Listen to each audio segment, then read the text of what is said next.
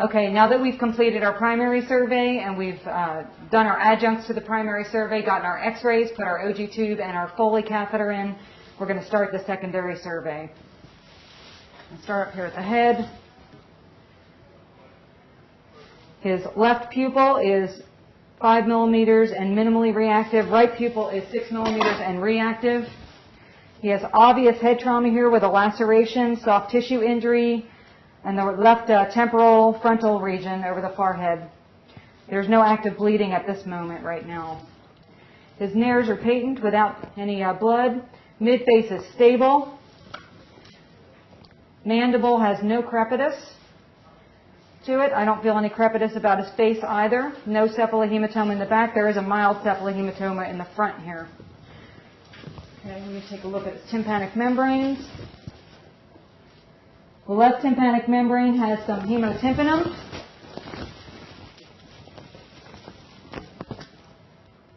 The right tympanic membrane is clear.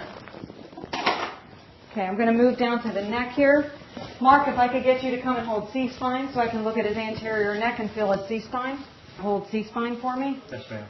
Okay, I'm going to release the anterior portion of the collar. There are no anterior hematomas. No carotid bruits.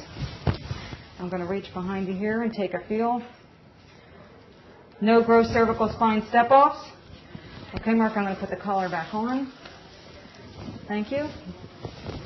Moving down, his chest has a large amount of ecchymosis to the lower anterior left chest. There's a mild amount of crepitus there. No true subcutaneous emphysema.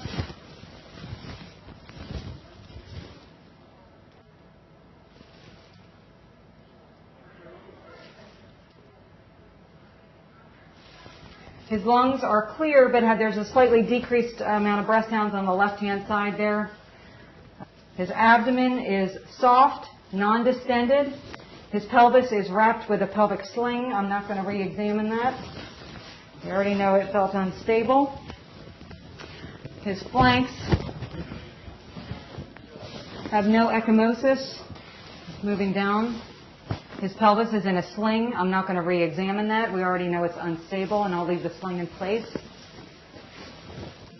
Moving on to his extremities, he has an obvious open deformity to the left femur, fracture deformity. The right extremity, I don't see any gross deformities on here. I'm not going to mobilize that left or right extremity because of the pelvic fracture. Looking at the other extremities here,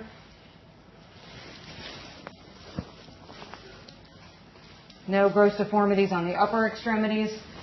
Moving on to vascular. He has less than 2-second capillary refill in his bilateral toes.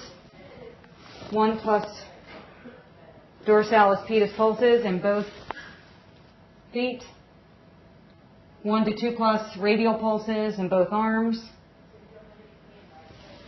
Overall, I don't see any other gross abnormalities. His urine is clear.